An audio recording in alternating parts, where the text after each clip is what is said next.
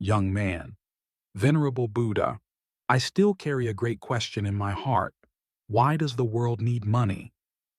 I see that money has caused many people to lose their kindness.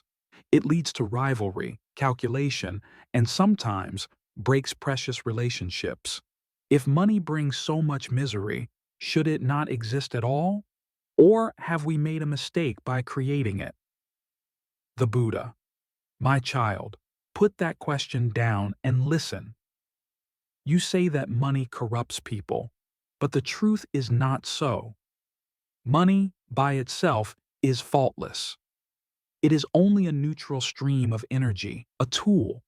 Money does not turn a good person into an evil one, nor does it transform a greedy person into a generous one. What money truly does is it illuminates the nature already present within each person. When you have money, the seeds in your heart, whether compassion or greed, have a chance to be expressed more clearly.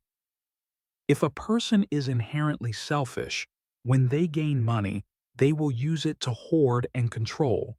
Conversely, if a person carries sharing in their heart, money will be a means for them to build, help, and serve the common good. Therefore, money does not corrupt anyone. It merely makes the true nature of each person appear clearer. You must understand, money was not born to cause division. On the contrary, its original purpose was profoundly good. It was created to help people live together more easily, fairly, and conveniently. Consider this. Without money, humans would have to trade rice for cloth or fish for wood. Exchange would be limited by space and time. You cannot carry an entire barn of rice to trade in a far-off place. Money came into being like a common language, an item that stores the value of labor so that people could exchange with one another even if they had never met. Money is an invention of intellect, meant to connect, not to divide.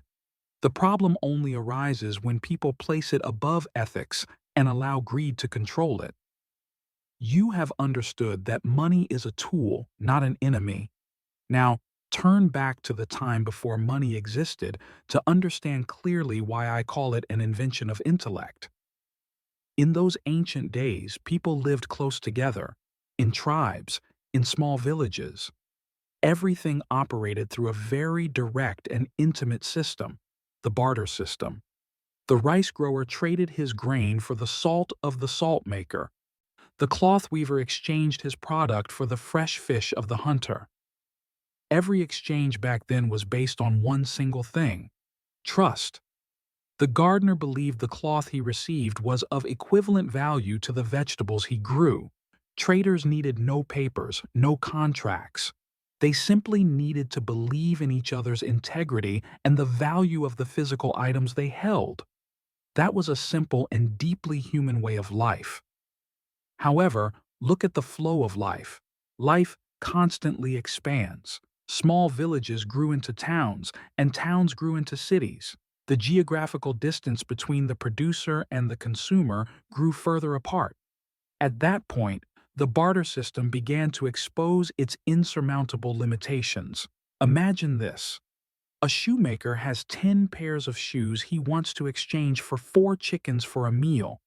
But the farmer who has chickens does not need shoes. That farmer only needs a fishing net. To get the chickens, the shoemaker would have to find a net maker, trade shoes for a net, and then take the net to trade for chickens. That process became incredibly complex and time-consuming. This was the biggest problem. The coincidence of wants was too difficult. The person who had A could not always find the person who had B and simultaneously needed A. As society grew, the need to exchange goods and labor also increased rapidly like a flood, but individual trust and the barter system could not scale up that fast. They were not quick enough to feed a complex trading network that was forming. Humans needed something that could temporarily substitute for all goods, something that everyone would accept as having value. Something that was not rice, not salt, not cloth, but could be exchanged for all those things anytime, anywhere. They needed a universal symbol of value, an item that when you held it, you knew it contained socially recognized labor, like an invisible bridge between the shoemaker and the farmer, between the far and the near. And it was from this essential need, the need to make life more fluid, fairer, and less restricted, that money was created. It was not born from ambition, but from the necessity of a common economic communication tool. After understanding the limitations of the old exchange system, you can see clearly. Money is the excellent answer of human intellect to a major problem. Money was not born out of a desire to hoard, but from a very simple need, to make life more convenient. Money is a clever solution to untangle the material exchange knot I just mentioned. Thanks to money, the weaver does not need to worry whether the farmer needs his cloth. He just sells the cloth for money. With that money, he can buy salt, buy fish, or buy anything he wants, anytime and anywhere. Money freed people from the constraint of immediate need and geographical distance. It helps people exchange labor without having to know each other. I can use the labor of making a table here, and use the money earned to exchange for the labor of making a loaf of bread in a city miles away. Money is what helped connect strangers with the thread of labor value. Another important thing is, money is a special container. It allows people to store the value of labor over time. If you work hard today, money helps you set aside that hard work. You do not need to worry about rice being spoiled by weevils or fish decaying. You just hold the money, and that value will wait for you until you need to use it tomorrow. This is a great leap forward. People are no longer forced to consume immediately. They can plan for the future, save for difficult times, and invest in larger projects. Money is a tool for transferring labor effort across time and space. Money in itself is the result of intellect and the need to make society flow smoothly. But remember my words, money is born of intellect, but it becomes a shackle when not accompanied by ethics. If intellect creates money, then ethics must be its guide. When people look only at profit and forget compassion, when they use this marvelous invention to deceive, to profit from the suffering of others, then money loses its original function. It ceases to be a serving tool and becomes a chain binding the soul, turning people into slaves of insatiable accumulation. So, respect money as a clever invention, but never forget that your soul is its true master. The Buddha. You have seen that money is a clever invention, but now look deeper into its true nature, because this is where most people are mistaken. Pick up a banknote or a coin.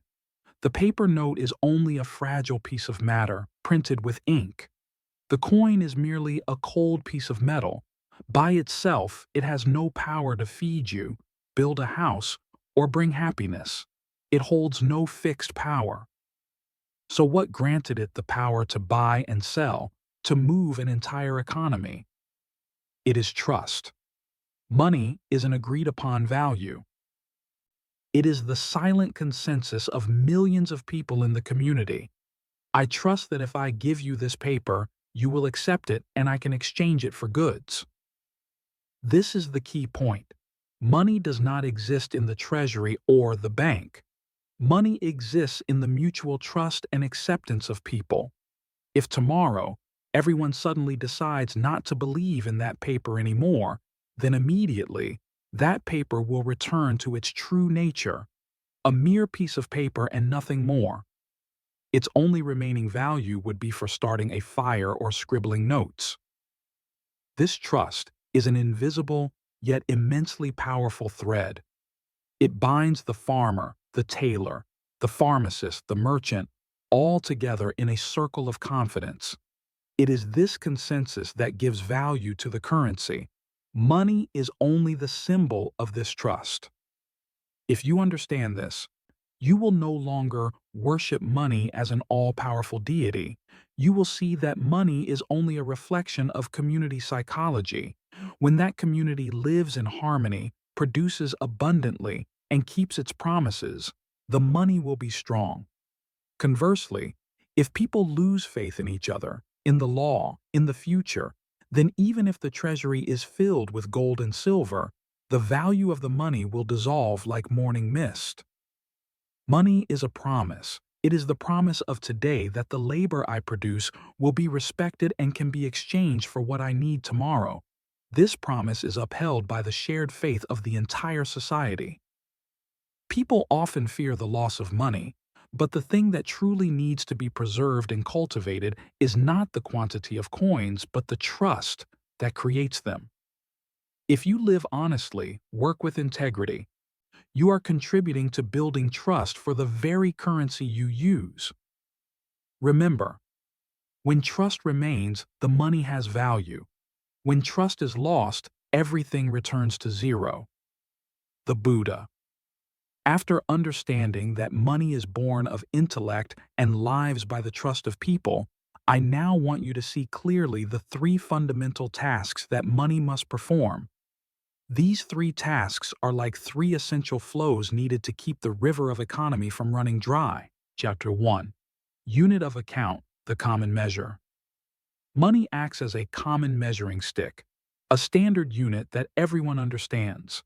Before money, it was difficult to say, are 10 fish equal to 3 mats or half a cow? Everything was vague and based on feelings. Money came to solve that. It sets a clear number for all labor and all items. It helps people compare value fairly. Thanks to money, Pete, you know how much the effort of a carpenter for 1 hour is worth compared to the effort of a farmer growing rice. It brings transparency and calculation to exchange. Money is the arithmetic language of fairness in labor. 2. Store of value, the keeper of effort. As I said, money is a container of value, but more accurately, it is a storage place for human effort. You can work hard throughout this month, and instead of having to rush to consume everything you produce immediately, you use money to retain that effort. This function allows you to transfer your effort and labor power from today to some future day, when you are old and weak, when you face difficulties, or when you need to invest in a large project. Money helps people gain stability and security over time. It is the protector of the effort we put in, preventing it from being wasted or lost quickly. 3. Medium of exchange, the means of exchange. This is the function that everyone sees most clearly. Money is an intermediary that helps the exchange happen smoothly and quickly. It is the lubricant for the social machine. Money helps people move from need-right dollar goods without having to search for the coincidence of wants, as in ancient times. You sell what you have, cloth, for money, and then use the money to buy what you need, fish. This process cuts complexity, speeds up commerce, and allows specialization to flourish. The carpenter only needs to focus on carpentry without worrying about farming. That is the efficiency that money brings. If money is used correctly for these three functions, to measure fairly, to store securely, and to exchange efficiently, then it is a clean source of energy. It helps the world run and develop astonishingly. Money is not something to be worshipped, but a calculation and a means to bring about a better life for all beings. Look at the source of suffering. It often begins with a simple but devastating confusion. That is when people confuse the tool with the goal. Money is an excellent tool for exchange and building, but the moment people start to see the possession of money as the greatest purpose in life, everything changes. This confusion is like people worshiping the hammer, the tool, more than the house, the goal, that the hammer can build. When money is placed in the supreme position, the natural balances of life begin to tip. People no longer see the value of serenity, of time with family, or of health. Everything is converted into a single unit, money. The biggest change happens in how people judge their actions. The difference between the following two questions will show you the boundary between a peaceful life and a life full of anxiety. 1. The question of wisdom and ethics. When you act with wisdom, you will always ask, is doing this right? Is it truthful? Will it harm others or myself? You use your conscience to guide you. Whether you earn much or little, you maintain peace in your soul. 2. The question of ambition. But when money is the goal, the only question left is doing this profitable? How much profit will I gain? Greed then becomes the judge. You are ready to ignore correctness, ignore truthfulness, as long as the action brings financial benefit. When you only ask, is it profitable? You are opening the door to dishonest behavior. You might agree to lie to a customer, participate in work that harms the community, or exploit the labor of others. You are using the tool of intellect, money, to serve ignorance, greed. This imbalance causes people to perpetually feel inadequate. Because the goal is money, and money is a number without limit, you will never be able to define what is enough. You will constantly chase new profits without ever finding a stopping point for your soul. Remember, a prosperous life is built on correctness, not just on profit. My child, all suffering stems from confusion, and one of the greatest confusions of the world is swapping the position of money. Initially, money was a loyal tool to serve life. It helps you build a house, buy food, and support others. But then, a dangerous moment occurs. People forget that the house, the food, and compassion are the goals, and they begin to worship the tool itself.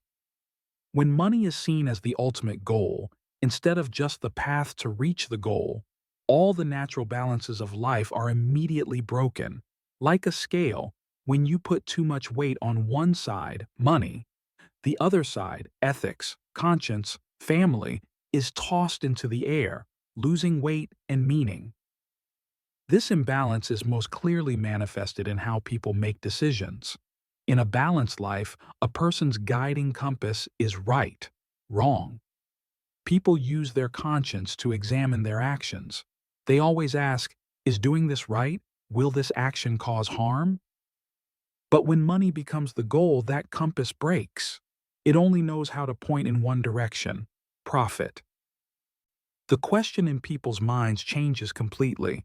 They no longer care about correctness but only ask, is this profitable? How much will I earn from this? The shift from right to profitable is a bargain of the soul. When you only choose what is profitable, you will easily accept deceit in business, exploit workers, or profit from the basic needs of others. You are using intellect to serve greed. This choice creates the greatest paradox. The more money you earn, the more peace you lose. Because greed never says enough, you will always have to run, always have to fear that others will take away that profit.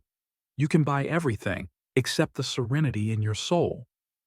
I repeat, money is a servant must serve the master. When you let money command you, you are doing the opposite of the natural order.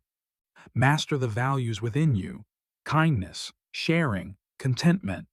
Only then will money return to its true position as a wonderful supporting tool. You have seen that imbalance occurs when people separate money from conscience. I want you to understand that economy and ethics are not two different paths. They are two sides of the same hand. I taught, the lay follower must live by a righteous livelihood. This teaching is simple, but carries profound meaning. It does not mean you must be poor to be ethical. On the contrary, it means you can absolutely become wealthy, provided you adhere to three core principles. 1. Non-harming. Your work must bring benefit or neutrality and not directly harm the body or mind of any being. 2. Non-deception. The exchange of value must be based on truthfulness and transparency. You must not use smooth talk, tricks, or hide the truth for self-gain. 3. No profiting from suffering. The profit you earn must not be built upon the suffering, sickness, or weakness of others. To clarify the principle of non-harming, I listed 5 types of livelihoods that one who seeks a peaceful life should avoid. These are jobs that directly create suffering and destruction. 1. Dealing in weapons, selling things created only to cause injury and killing. It feeds hatred and conflict. 2. Dealing in human beings, slavery, turning people into commodities, depriving them of their freedom and dignity. This is the most inhumane act. 3. Dealing in meat, slaughter. Although humans need to eat, making the death of living beings a primary profession is an act that directly causes fear and suffering. 4. Dealing in intoxicants and drugs, selling things that impair the intellect, cause loss of control, leading to violence and the destruction of families. 5. Dealing in poisons, trading things used to poison, deceive, or harm life. Avoiding these 5 trades is not a punishment, but a protection for your own soul. You cannot seek peace when you are profiting from the very chaos and suffering of others. This is the foundation of economic ethics. The money you earn must be the product of compassion and integrity. When you live and work according to these principles, you do not need to trade your conscience for prosperity. You will find that wealth created from goodness is sustainable wealth and brings true happiness. The Buddha. You have gone through the rules of ethics and economy. Now, I want you to understand the simplest truth. Money is not a material object, but a test of the soul. Look at money. It does not carry the color of good or bad. It is completely neutral. Like a river, it can nourish a field or wash away a village. The difference lies in the intention and the hand that controls it. Money cannot make decisions on its own. It cannot become greedy or benevolent on its own. It has only one function: to amplify the nature already present within the holder. If you have 1 part of greed, money will help that greed increase to 10 parts. If you have 1 part of compassion, money will help that compassion expand to 1,000 parts. This is the difference between the wise and the ignorant, the unwise. The wise use money to build. They see money as a resource to create stability, to develop science, to help the less fortunate. Money in their hands becomes a means of creation, making the world a better place. They master money, and money serves their noble purposes. The ignorant use money to destroy. They use it to satisfy trivial desires, to show off, to buy fame. Money in their hands turns into a tool of division, causing envy and conflict. They are dominated by money, and money serves the arrogance of their ego. Remember my teaching about the knife. The knife does not kill anyone. A knife is a sharp tool used to cut food, build houses, or create art. Only when the knife is in the hand of the one who does not know how to use it, a mind lacking wisdom, does it become a weapon of harm. Money is the same. Money is not the source of sin. The source of sin lies in the human soul. If your mind is bright, money is light. If your mind is dark, money is only a shadow. You do not need to eliminate money. You just need to brighten your own soul. You know that money is a servant, but a sad paradox occurs. People, by their own lack of mindfulness, have handed over the mastership to the servant. The common logic is that when you earn more, you will feel safer. But reality often goes the opposite way. I see. The more money people earn, the greater fear of loss they live in. This fear arises because they have attached their self-worth to the amount of their wealth. If their wealth is lost, they feel they no longer have value. Money is no longer a supporting tool, but becomes the only breath of their self-esteem. This fear of loss makes them afraid to rest, afraid to share, and never feel content. Another paradox is about possession. People mistakenly believe that they own the houses, the expensive items, and the bank accounts. But in reality, the more they possess, the more they are possessed by those very things. Expensive items demand your time to protect, repair, and worry about. Wealth requires you to work incessantly to maintain. Money, the loyal servant that promises freedom, when your mind is weak, quietly tightens into an invisible master, turning you into your own jailer, imprisoned in the cage of possession. How to prevent the servant from turning into the master? By strengthening your mind. When you are strong, you realize that your true value does not lie in external things. You must take back the reins of control, which is your free will. Use money consciously, not driven by anxiety or greed. Let money work for your life's purpose, rather than you having to work for the fear of money. Only then will money return to its true position, an honest tool, helping you walk the path of peace without turning you into a slave. You have seen that suffering is not brought by money, but by the greedy mind. To prove that, I want you to look at one truth. If physical money disappears, humans will still create other monies. Eliminating paper money and coins does not solve the problem, because the problem is not in the material object, but in the human mind's desire to compare and control. Humans always need a measuring stick to position themselves and to feel superior to others. If there is no money, people will immediately assign value to other things, turning them into money to trade self-esteem and status. These new measures include power. Whoever can command more people is rich. Fame. Whoever is known and spoken of by more people is valuable. Social status. Whoever sits in a higher seat in the community structure is successful. Follower count. In the new era, the number of followers on social media becomes a form of capital, a type of trust currency to gain material and mental benefits. In a world without money, people will still trade reputation for power, trade fame for status. They will still struggle and compete because the desire for superiority is still there. They will suffer when others have more followers than them or a higher social status. All this competition is only to serve the ego that wants to be recognized and wants to be controlled. We cannot eliminate the human need to measure, but we can eliminate the suffering that arises from it. The lesson is, do not focus on eliminating the external monies. Focus on cleaning the soul within you. When you learn to be content with what you have, when you stop comparing yourself to the amount of wealth or the number of followers of others, then no matter how many monies this world creates, you will still be completely free and peaceful. The mind of contentment is the only type of money that never runs out and never causes suffering. You have learned that money is a tool. Now I will show you how to use that tool most wisely to achieve peace right in this present life. This is the teaching of ethical prosperity.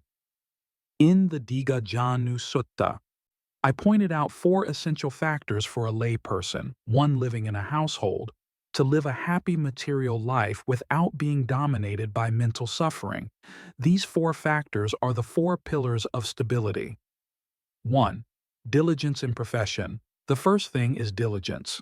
You must always strive your best in the righteous work you have chosen. Wake up early. Work with a focused mind, without laziness, without shirking responsibility. Money and wealth do not come naturally. They are the result of the effort you put in. This diligence brings you self-respect and legitimate wealth without fear or shame. 2. Guarding and protecting wealth. Earning money is difficult, but keeping money is even harder. You must know how to properly protect the wealth you have created. This includes protecting against dangers, theft, natural disasters, and protecting against unnecessary extravagance. This careful guarding is an expression of wisdom and respect for your own labor. 3. Associating with the virtuous. Your friends are your mirror and your path. Associate with those who are kind, wise, and live ethically. They will advise you to avoid vices, illegal activities, and habits of excessive spending. Good friends will help you increase your wisdom and integrity, protecting you from temptations that can destroy both wealth and morality. Chapter 4. Living a balanced and moderate life. This is the most important factor. You must learn to live moderately, neither being too extravagant, spending beyond your means, nor being too stingy, hoarding to the point of not daring to use it. Spend based on your income and know how to distinguish between needs and wants. This balance helps you avoid debt and greed, bringing the greatest financial freedom. The one who knows how to combine these four factors, earning money rightly, guarding it properly, harmonizing with good people, and spending in balance, will achieve the greatest promise: happiness in this life because of a stable life, and peace in the next because of an ethical life. You have seen the way to manage money externally. Now, I want you to find the key to control it from within. That key is contentment. People often get it wrong. They think they suffer because they lack money, but the truth is, people do not suffer from a lack of money, but because they can never define what is enough. When you cannot define your stopping point, you will always feel inadequate, even if you own far more than others. The greedy mind works like using a basket to catch water. The more you scoop, the more the water flows out, and your basket remains forever empty. Suffering comes from incessant comparison and limitless ambition, not from the actual balance in your account. Contentment is not laziness or a lack of effort. It is the wisdom to consciously set a limit on your desires. You know that after meeting your basic needs, extra money earned should be used for greater purposes: sharing, value investment, and not just to serve personal cravings. When you find the stopping point for your soul, money will change its nature towards you. If you know your stopping point, money will become your best friend. It is loyal, it supports, it brings freedom, and helps you achieve meaningful goals. It serves you without demanding anxiety. If you do not know your stopping point, money will immediately turn into shackles binding you. It controls your actions, weakens your spirit with the fear of loss, and forces you to work non-stop to maintain a lifestyle you do not truly love. Choose money as a friend. Do not let it become shackles. The secret is, the poorest person is the one who desires the most, not the one who has the least. When you master contentment, you will achieve the greatest wealth. That is the freedom from the control of material possessions. That is when money returns to its right place, a tool serving a peaceful and meaningful life. You have gone through the journey of understanding money. Now, you must grasp the final definition of true wealth. Wealth does not lie in the number of assets you can count, but in the peace and wisdom you can feel. Many people have a lot of money, but they lack peace. They cannot sleep, they worry, they are surrounded by loneliness. I say, wealth is not having much, but knowing clearly what brings you peace. When you find inner peace through contentment, compassion, and integrity, you have become the wealthiest person. Money at this point is only a supplement to that pre-existing wealth. I want you to understand that material wealth can only be sustainable if it is built on the foundation of wisdom. Earning money only through luck or trickery is like building a house on sand. Just one small storm, crisis, sickness, and the entire fortune collapses. Wisdom ensures the money you earn is righteous, helps you manage it wisely, like the four-part principle, and knows how to invest in long-term values, not fleeting pleasures. Without wisdom, wealth is merely a fragile burden. The person who truly understands money will see it as a flow, not a stagnant reservoir. Money needs to circulate. It needs to be used to create life. The wise person uses money like a flow to do three things. 1. To build. Build physical infrastructure. Build good relationships. Build projects that bring common benefit. 2. To share. Share with the less fortunate. Help the community. Plant seeds of goodness. 3. To develop. Invest in education, in skills, in the growth of oneself and society. Money that is hoarded for too long becomes stagnant and brings anxiety. Like water, if you guide it correctly, it nourishes the entire field and returns as rain for you. Money circulated by wisdom will bring prosperity to all. My child, the journey to understanding money has now come to an end. I hope you carry these words not just in your memory, but in your actions and your soul. You must discard the thought that money is the enemy of ethics. That is a misconception. Money is an extraordinary tool created to serve the cooperation and progress of humanity. Like breathing, you cannot live without it, but you also cannot let it control your entire life. The hostility does not lie in money, but in how humans use it when their souls are dominated by greed. Respect money as a necessary energy source, but never worship it as a deity. I have repeated this, and this is the ultimate truth you must engrave. Money is the clearest mirror of your soul. It is the silent reflection of your true nature. When you become wealthy, money will hide nothing. It will show whether you are stingy or generous, upright or deceitful. It will amplify what you have already cultivated within you. And the simplest lesson is, if your mind is bright, money is a light. It is used to illuminate, to guide good actions, bringing benefit to yourself and to the world. If your mind is dark, money is only a circular shadow.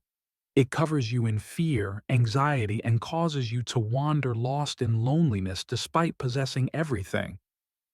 The key to living in peace and prosperity does not lie in how much you earn, but in how much you master yourself.